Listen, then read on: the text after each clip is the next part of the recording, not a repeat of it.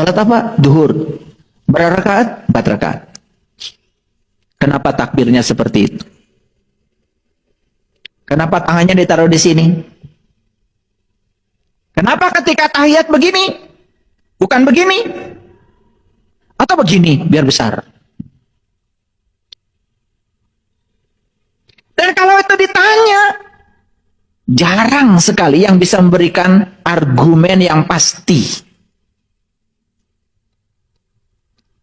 Kenapa sholat itu wajib baca Al-Fatihah? Kalau tidak baca, maka rakaatnya rukun sholatnya hilang. Mengapa? Hanya yang gitu-gitu, yang sederhana saja. Apalagi ketika ditanya, siapa yang kamu sembah? Allah. Apakah kamu sudah kenal yang kamu sembah? Wah, apalagi kalau ditanya begitu. Lebih jauh ditanya lagi. Pasti nggak akan ada jawaban yang pasti. Apa yang terjadi?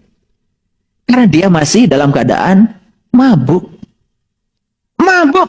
Dalam ketidaksadaran. Makanya Quran surat An-Nisa 142 menyatakan sesungguhnya orang munafik itu yang sholat. Satu sholatnya malas, yang kedua sholatnya itu ria, yang ketiga sholatnya ingat Allahnya cuma sedikit. Makanya di Quran surat An-Nisa ayat 145 Allah mengatakan innal munafiqina fi darkil asfali minan nar. Orang munafik yang semacam itu setelah sholat dia bukan masuk surga, dia malah menciptakan neraka bagi dirinya sendiri. Nah, inilah orang baik yang tidak sadar. Makanya jadilah orang yang sadar pasti baik. Ini saya kasih tahu, orang yang sadar, kenapa kamu sholat? Dia tahu argumennya, karena sholat itu adalah menyatu. Kenapa harus menyatu? Karena Allah bersama saya, lebih dekat kepada saya daripada urat di leher saya. Maka sedekat itu Allah dengan saya, kok saya tidak merasakan kalau saya menyatu dengan dia? Gimana caranya? Gini caranya. Oh, dia punya argumen semuanya. Kenapa takbirnya begitu? Oh, takbir itu simbolik. Karena Nabi mengatakan as-sholatu mi'rajul mu'minin. Sholat itu mi'rajnya orang yang beriman. Kenapa gerakan sholat seperti dia jelaskan semuanya? Bukan sekedar bisa menjelaskan, tapi dia sudah mendapatkan manfaat dari semua gerakan-gerakan sholat itu. Itu baru keren. Dia sudah mulai sadar. Orang yang sholat dengan sadar, saya yakin sholat bisa mencegah dia dari perbuatan keji dan munkar. Jadilah orang baik. Baik itu efek samping dari sadar. Makanya kenapa tadi saya bilang, berhenti kalian jadi orang baik, apalagi jadi orang baik karena ingin dibilang baik oleh orang lain. Semua itu nggak ada artinya. Jadilah orang sadar, karena orang sadar efek sampingnya pasti baik. Apapun yang dilakukan dalam kesadaran, saya yakin itu akan menjadi kebaikan. Ulangi lagi. Apapun yang dilakukan dengan kesadaran, itu pasti akan jadi kebaikan. Saya sering ditanya oleh tamu-tamu saya yang datang ke rumah. Karena kalau saya menjamu makan, pasti saya kasih doa makan. Bismillahirrahmanirrahim. Allahumma barik lana fima razaqtana wa qina azabannar. Ya Allah,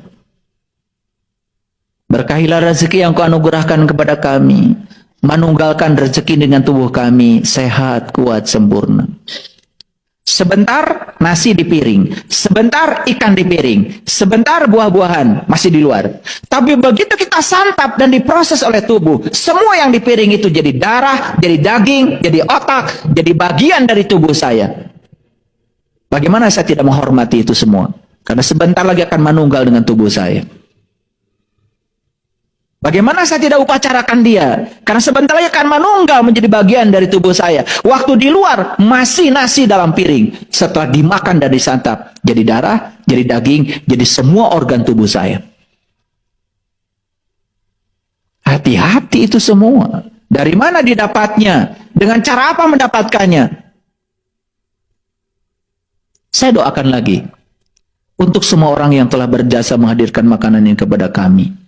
Saya doakan semua mereka sejahtera lahir dan batin. Saya ingat semua orang-orang yang menghadirkan makanan itu. Saya tahu satu butir nasi itu ribuan orang yang terlibat berbuat baik untuk saya. Dan saya sadar di situ kalau saya berutang budi kepada mereka.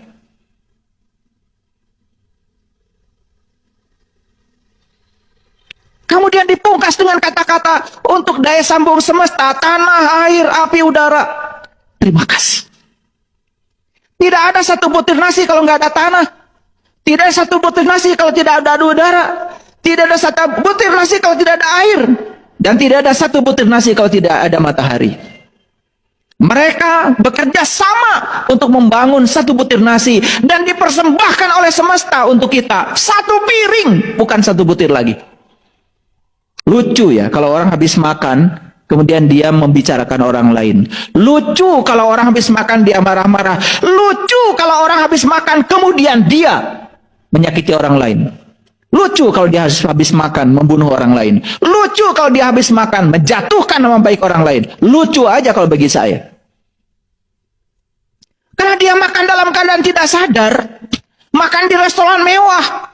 Begitu banyak makanan di depan dia. Tidak sadar. Makanya ketidaksadaran itu adalah sumbernya dosa.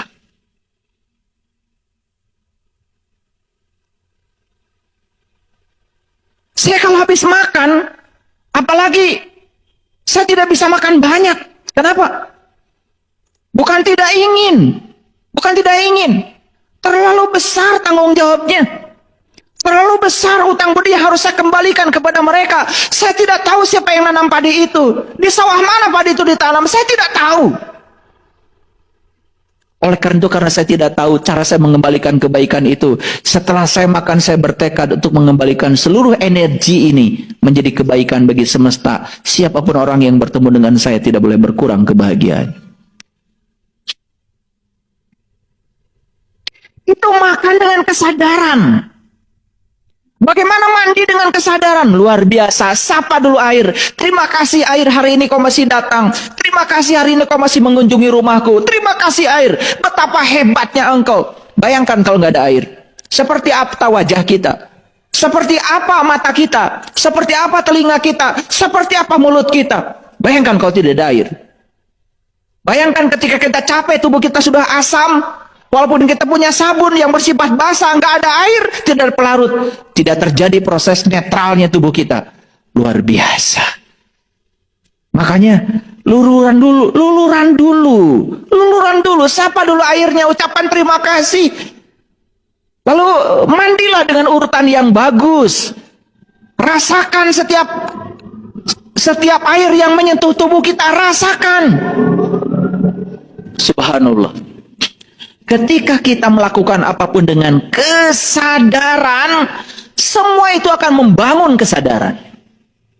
Sadar kalau kita sekarang sedang duduk, sadar kalau kalian sedang bernapas, sadar kalau kalian sedang bisa melihat, sadar kalau kalian bisa mendengar, sadari. Hadir di sini sepenuhnya saat ini, sadari sepenuhnya. Subhanallah, itu luar biasa. Kita bisa menangis setiap saat. Kita bisa lembut setiap saat. Tidak perlu marah lagi. Tidak perlu jengkel lagi. Gak perlu semua itu. Gak penting. Makanya orang sadar itu pasti baik. Orang yang menyebut dirinya baik karena dia ingin dipandang baik oleh orang lain belum tentu sadar. Suatu saat tergores sedikit saja. Keluar aslinya. Keluar binatang di balik tubuhnya. Paham maksud saya? Apapun yang dilakukan dalam kesadaran adalah kebaikan.